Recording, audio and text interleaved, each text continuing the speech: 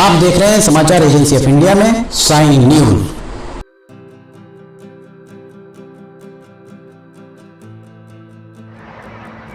नमस्कार दोस्तों, समाचार एजेंसी ऑफ इंडिया के साइन न्यूज में लिमटी की लालटेन के 266वें एपिसोड में एक बार फिर आपका स्वागत है। आज हम बात करते हैं पर्यावरण बचाने आखिर माननीय न्यायालय को क्यों लेना पड़ रहा है संज्ञान। पर्यावरण बचाने की दिशा में वन विभाग क्यों रहते हैं उदासीन, चाहे केंद्र के हो या राज्यों के। लिमटी की लालटेन के 266वें एपिसोड में एक बार फिर आपका स्वागत है। हम ज्वलंत विषयों पर आपसे लगातार चर्चा करते आए हैं। देश में संरक्षित वन, राष्ट्रीय बाघ उद्यान, राष्ट्रीय वन्यजीव अभ्यारण्य, राष्ट्रीय उद्यानों की कमी नहीं है, ये आप और हम सब जानते हैं। इसके बाद भी इन जगहों में पर्यावरण बचाने और मानवीय गतिविधियों को नियंत्रित करने के लिए केंद्रीय वन एवं पर्यावरण मंत्रालय एवं राज्यों के वन विभागों की कथित उदासीनता ही इसे कहा जाएगा कि इस मामले में देश की शीर्ष अदालत को संज्ञान लेने पर मजबूर होना पड़ा है। हाल ही में शीर्ष अदालत ने इस मामले में संज्ञान लिया है। हाल ही में देश की शीर्ष अदालत के द्वारा संरक्षित वन, राष्ट्रीय बाघ अभ्यारण्य, राष्ट्रीय वन्यजीव अभ्यारण्य, राष्ट्रीय उद्यानों में मानव गतिविधियों को रोकने की दिशा में जिस तरह की पहल की जा रही है, वह पर्यावरण की दिशा में एक बड़ा कदम निरूपित किया जा सकता है, जो शीर्ष अदालत के द्वारा किया जा रहा है। जिस काम को देखा जाए तो केंद्र और सूबाई सरकारों को करना चाहिए। देश की शीर्ष अदालत के द्वारा वनों के संरक्षण को लेकर दायर की गई जनहित याचिकाओं पर सुनवाई करते हुए शीर्ष अदालत के द्वारा काफी सख्त रवैया अपनाया गया है। शीर्ष अदालत का ये रुख पर्यावरण को बचाने की दिशा में मील का पत्थर भी साबित हो सकता है। इन जनहित याचिकाओं में शीर्ष अदालत का रुख यही लग रहा है, अगर आप उसे देखेंगे, खबरों पर यकीन करेंगे तो रुख यही लग रहा है कि वो पर्यावरण संरक्षण के मसले में किसी तरह की लापरवाही और ढील को बर्दाश्त करने की शायद ही वो बर्दाश्त करें। इतना ही नहीं, इसी दौरान शीर्ष अदालत के द्वारा एक आदेश जारी कर प्रत्येक देश के हर संरक्षित वन भूमि को पर्यावरण के दृष्टिकोण से संवेदनशील बनाने का निर्देश भी शीर्ष अदालत के द्वारा दिया गया है। विधि जानकारों के अनुसार संवेदनशील क्षेत्र का दायरा कम से कम 1 किलोमीटर होना चाहिए। 1 किलोमीटर क्षेत्र कम से कम आप उसको सेंसिटिव जोन रख सकते हैं। इस 1 किलोमीटर क्षेत्र में जो दायरे में कल कारखाने, निर्माण, औद्योगिक इकाइयां, खनन, इस तरह की मानवीय गतिविधियां जो वन एवं वन्य जीवों तथा वन एवं पर्यावरण को नुकसान पहुंचाने वाली होंगी, उन्हें प्रतिबंधित किया जाएगा। इसके अलावा इस दायरे में किसी भी तरह का स्थायी निर्माण नहीं कराया जा सकेगा। ये बिल्कुल स्पष्ट निर्देश दिए गए हैं। जानकारों का कहना है कि शीर्ष अदालत को यह कदम उठाने पर शायद इसलिए मजबूर होना पड़ा है क्योंकि वनों को बचाने की दिशा में राज्यों की सरकारें, जो सूबाई सरकारें हैं, वो पूरी तरह अक्षम ही साबित होती दिख रही हैं और वन क्षेत्रों में इस तरीके की गतिविधियों की तादाद बहुत तेजी से बढ़ रही है जो वहां पर नुकसान पहुंचा रही है।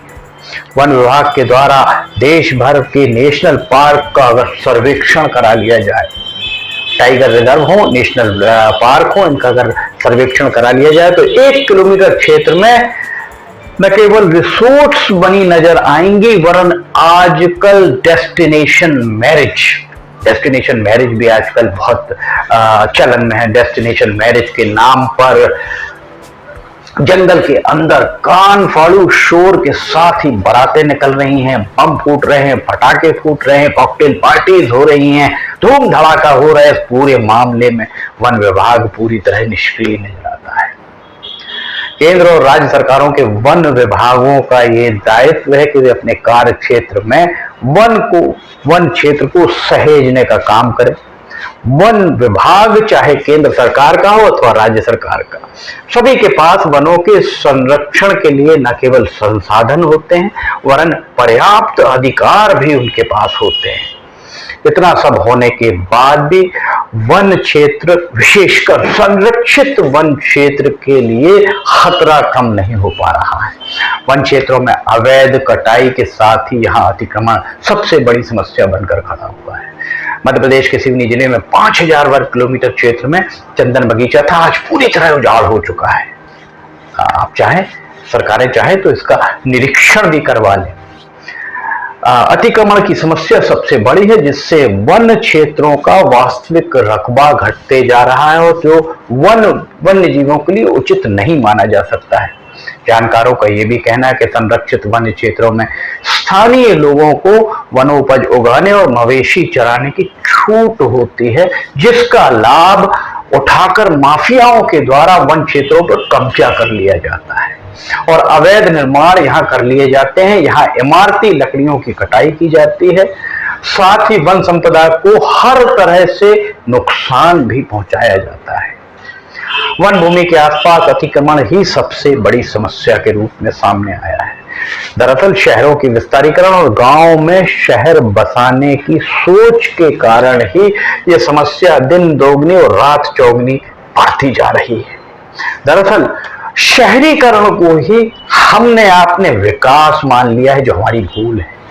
विकास का पर्याय शहरीकरण को मान लिया गया है, जिसके कारण छोटे छोटे ग्रामों में भी अब आप देखेंगे तो कॉलोनीज बसी दिखेंगी, कॉलोनी कटती दिखेंगी, कॉलोनी विकसित होती हुई यहाँ पे आपको दिखेंगी। शहरीकरण के चलते वन भूमि को बचाना अब आसान शायद नहीं ही बचा हुआ है।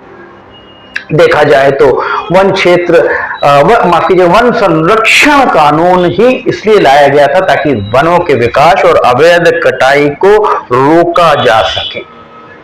इसके बावजूद 2-3 दशकों में जंगलों से पेड़ों की जिस तरह अंधाधुंध कटाई हो रही है वह किसी से छिपा हुआ नहीं। इससे पर्यावरण का संतुलन बिगड़ रहा है। इसका नतीजा प्राकृतिक आपदाओं के रूप में सामने आता हुआ नजर आ रहा है। प्राकृतिक आपदाएं जो आ रही हैं वो इसके चलते भी मानी जा सकती हैं। वनों में इस प्रकार की गतिविधियों पर अगर रोक नहीं लगाई गई तो आने वाले कुछ दशकों में वन, विशेषकर संरक्षित वन भी अपना मूल प्राकृतिक स्वरूप खो देंगे। अगर ऐसा हुआ तो पर्यावरण असंतुलन को रोका नहीं जा सकेगा। पर्यावरण का असंतुलन होना तय है। इसका भोगमान अंततः मनुष्य को ही भोगने पर मजबूर होना पड़ेगा। इससे बचने के लिए सरकारों को चाहिए कि वह संरक्षित वन में संवेदनशील क्षेत्र का दायरा बढ़ा दें, पर कम से कम 1 किलोमीटर का दायरा इसके लिए रखना जरूरी है। बाकी जितना चाहे उतना वे बढ़ा सकते हैं। अगर आप किसी भी राष्ट्रीय उद्यान के आसपास चले जाएं तो आपको वहां अतिक्रमण साफ तौर पर दिखाई दे जाएगा।